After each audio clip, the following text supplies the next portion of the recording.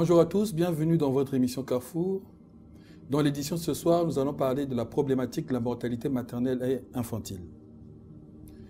Parce qu'il est inacceptable qu'une femme perde la vie en donnant la vie. Et ce qui nous emmène, une fois n'est pas coutume, à parler de droit dans cette émission. Le droit à la vie, comme droit primordial de l'être humain.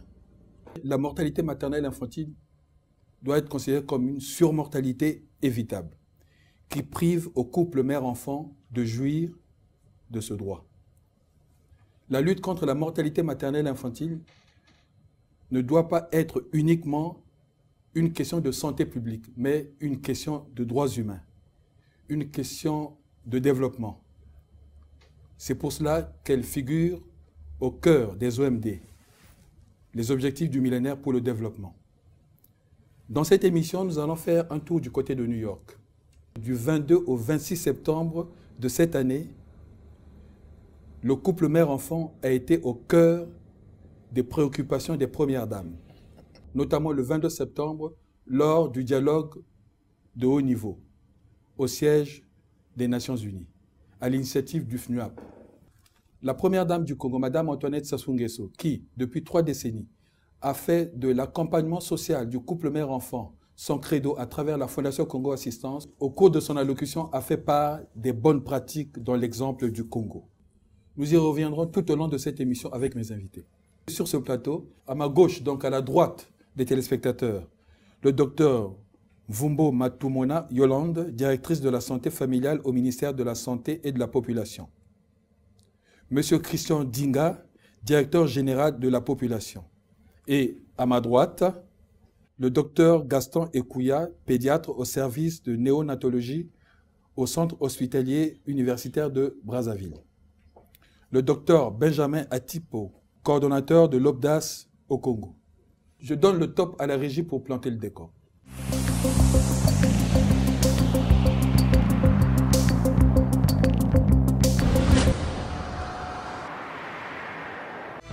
La mortalité maternelle et néonatale dans le monde recule de façon significative.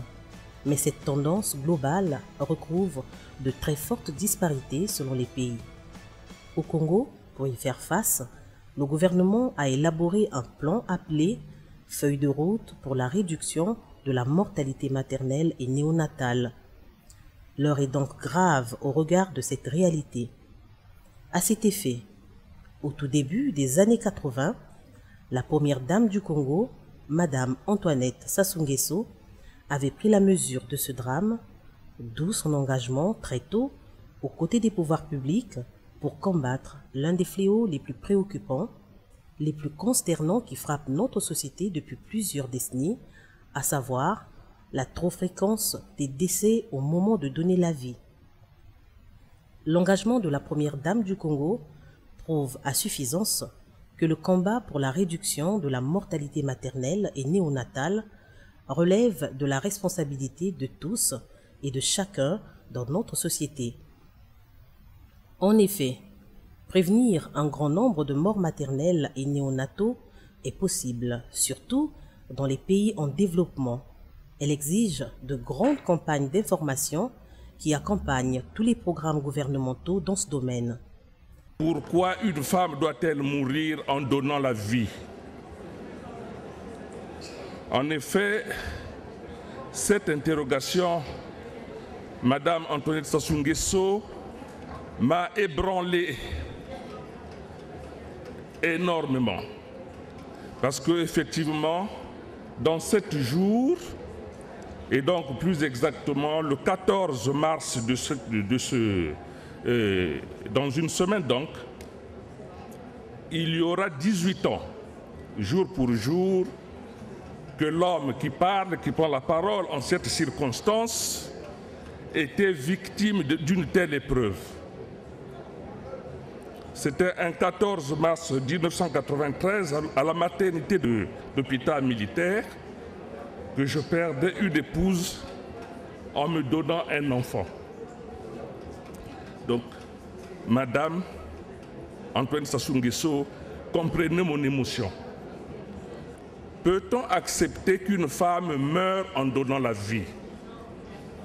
Peut-on s'imaginer ce père avec un bébé qui, toute sa vie durant, n'aura pas de mère? Dans cette marche de longue haleine, les années 2000 ont été pour la Fondation Congo Assistance un repère historique et temporel important dans son implication dans la lutte contre le VIH-Sida. En effet, parmi les enfants qui naissaient et qui n'avaient rien demandé à personne, 5% décédaient avant leur premier anniversaire. Face à cette tragédie, Madame Antoinette Sassou Nguesso déploya son réseau relationnel et après un émouvant plaidoyer en faveur des enfants innocents, elle obtint des laboratoires Boehringer Ingelheim la disposition gratuite et pendant 5 ans d'un médicament essentiel, la viramune. Cette molécule permet d'arrêter la transmission materno-fœtale du VIH. Le 20 mai 2010, le gouvernement congolais lance la Karma par le ministère de la Santé et de la Population, la campagne pour l'accélération de la réduction de la mortalité maternelle en Afrique, Karma en sigle. Madame Antoinette Sassou Nguesso en est la marraine et une ancienne ministre de la Santé et des Affaires sociales, aujourd'hui sénatrice, Madame Philomène Foutissoungou, est désignée à la même occasion pour l'accompagner, ambassadrice de bonne volonté. Enfin, pour conclure, d'après les données de 2010 de la Direction générale de la santé, le Congo semble être en bonne voie d'atteinte des objectifs de la vision 2010. Mais les tendances observées doivent être confirmées par les données nationales globales. Le combat continue.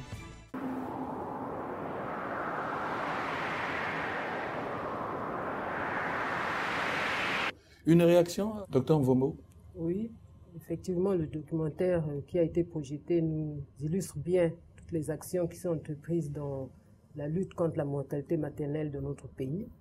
Et il montre la nécessité du partenariat, parce que là, la Fondation Congo Assistance vient à l'appui à l'action du gouvernement, en allant notamment dans les maternités et assister les femmes qui sont dans ces formations sanitaires en cas de nécessité. La lutte contre la mortalité maternelle, en fin de compte, c'est l'affaire de tous. Et tout à l'heure, nous avons suivi le préfet de la Cuvette Ouest dans son intervention, qui a situé la nécessité ou la place de la femme dans la société. Docteur Ekouya? Oui, merci. Ce reportage nous montre un résumé des activités de la Première Dame. Et cela, comme vous l'avez dit à votre introduction depuis 3 décennies, sur la lutte contre la mortalité maternelle et infantile. Et donc nous avons vu tout au long de ce reportage toutes les activités menées sur la mortalité maternelle à travers le suivi, la prise en charge des femmes en salle d'accouchement, la prise en charge des nouveau-nés, nous avons même vu des couveuses. Mais à cela, il faut aussi souligner tous les différents domaines dans lesquels, certes, qui ne paraissent pas totalement liés à la santé, mais qui le sont pour la population, tels que la prise en charge des adolescentes qui n'ont pas été mentionnées dans ce reportage, la prise en charge des jeunes filles mères, et tout ça là, ce sont des domaines qui, non mentionnés, mais qui participent à l'amélioration de l'état de santé de nos populations. Docteur Atipo. Merci Patrice. Et donc les images que nous venons de suivre, je dirais, ce n'est qu'une séquence du travail que la Première Dame abat au quotidien. Et elle ne le fait pas seulement ici au Congo. À travers sa fondation, elle a sillonné le monde entier et ce qu'elle continue de faire toujours. Elle a emmené même cette problématique au niveau de la plateforme des Premières Dames d'Afrique contre le sida jusqu'à l'inscrire dans le plan stratégique 2014-2018 de l'OPDAS. Je voudrais juste ajouter que, au-delà de la question strictement médicale, il s'agit en réalité aussi d'un problème de population. Pour autant que dans ce thème sont déposées des articulations essentielles à toute question de population, à savoir la natalité et la mortalité. La natalité, ou plutôt d'abord la mortalité, puisque c'est la mère qui donne la vie et qui meurt, et La natalité, parce qu'il s'agit de l'enfant qui vient au monde. Or, l'un et l'autre sont source de vie, sont au principe même de l'humanité, puisque c'est la mère qui accouche, qui donne la vie à l'humanité, et l'humanité advient par la naissance de l'enfant. Il s'agit donc d'une question fort importante, une question qui dépasse de part en part l'aspect médical même, pour se situer au niveau de la vie, au niveau, j'allais même dire, du droit à la vie. Et il faut donc se féliciter de ce que les diligences aussi importantes, aussi efficaces sont menées pour aller vers une réponse toujours plus ajustée à cette situation qui, au XXIe siècle, est une situation scandaleuse, notamment pour les pays africains. Et ensuite, cette question de mortalité maternelle et infantile, telle que nous l'avons vue dans le documentaire, met en exergue le besoin de synergie, des volontés, des expertises, j'allais même dire des plaidoyers pour des réponses toujours plus adéquates et qui permettront sans doute de ramener progressivement au fil du temps à la portion congrue ce phénomène. Nous allons commencer notre série de questions. Alors, docteur Mvumbo, pourquoi y a-t-il autant de décès maternels au Congo alors qu'il existe des centres obstétricaux? Merci. Il existe des centres obstétricaux et la mission de ces centres obstétricaux, c'est d'offrir des soins de qualité pour sauver la vie des mères. Et quand nous analysons les décès qui surviennent dans ces centres obstétricaux, en résumé, nous nous rendons compte que ces décès sont liés à 3 retards principaux.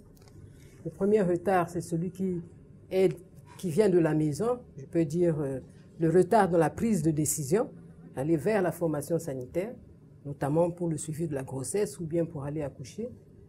Le deuxième retard, c'est celui qui survient lorsque le centre obstétrical est assez éloigné du domicile de la femme enceinte. Donc, les délais de route peuvent contribuer à augmenter la période d'accès à la formation sanitaire. Et le troisième retard, c'est celui qui survient dans la formation sanitaire. Il est lié à la mise à disposition tardive des soins dont la femme peut avoir besoin au moment où elle se présente. Alors, quand nous voyons tout cela, malheureusement, c'est au niveau de la formation sanitaire, donc du centre obstétrical, que vient s'achever le parcours de vie de cette femme. Et elle décède là. C'est ce qui fait comme un paradoxe entre les décès qui surviennent, qui sont très importants, et l'existence de ces centres obstétricaux. Les centres dispensent des soins de qualité pour sauver les mères, mais à côté de cela, les femmes, du fait des différents retards, viennent décéder là et ces centres enregistrent aussi des décès maternels. Et quelles sont les causes et les facteurs impliqués dans les décès maternels et infantiles? Les causes des décès maternels et néonataux et infantiles sont nombreuses, mais on peut classer les causes, on peut identifier 2 types de causes. Les causes directes qui sont dues aux complications qui surviennent pendant la grossesse, notamment les complications d'hypertension, complications qui surviennent à l'accouchement, qui peuvent être les hémorragies de la délivrance. Il peut y avoir des infections qui surviennent soit à l'accouchement, soit après un avortement. Donc ces infections-là constituent des causes de décès maternels, mais des causes directes. À côté de ces causes directes, nous avons des causes indirectes. Il s'agit des femmes qui, du fait de pathologies antérieures, voient leur état se dégrader à cause de la grossesse. Et parmi ces pathologies qui fragilisent le corps de la mère, nous avons le VIH-Sida, nous avons la drépanocytose, nous avons le paludisme et peut-être d'autres pathologies que je ne vais pas citer ici là. Parmi les facteurs, donc nous avons parlé donc des facteurs des causes dans un premier temps, mais si nous allons vers les facteurs qui sont associés à cette mortalité maternelle, nous avons des facteurs qui sont liés au système de santé. Il n'y a peut-être pas suffisamment de formation sanitaire ou de centre obstétrical, comme vous l'avez dit, pour assurer le suivi des femmes enceintes. Ça, c'est des facteurs qui sont liés au niveau du système de santé.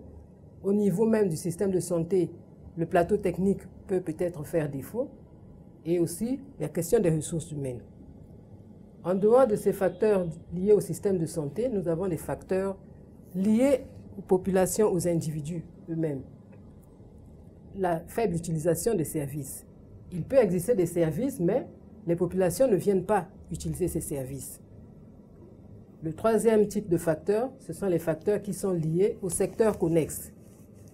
Vous savez, le fait qu'une femme décède ou n'arrive pas à prendre la décision de se rendre à l'hôpital peut être en rapport avec la pauvreté. Elle n'a pas d'argent, elle ne sait pas comment faire pour se rendre à l'hôpital. Donc, les secteurs connexes ont aussi un rôle dans la lutte contre la mortalité maternelle. Et donc, je vais vous donner tantôt l'exemple de la pauvreté, les problèmes d'analphabétisme, d'ignorance des femmes enceintes qui font que, bon, ils ne connaissent pas l'intérêt d'avoir un bon suivi prénatal, ni de fréquenter les formations sanitaires dès qu'elles ont des problèmes qui se présentent à elles. Donc voilà un peu les facteurs et les causes qui peuvent expliquer la mortalité maternelle élevée dans notre pays.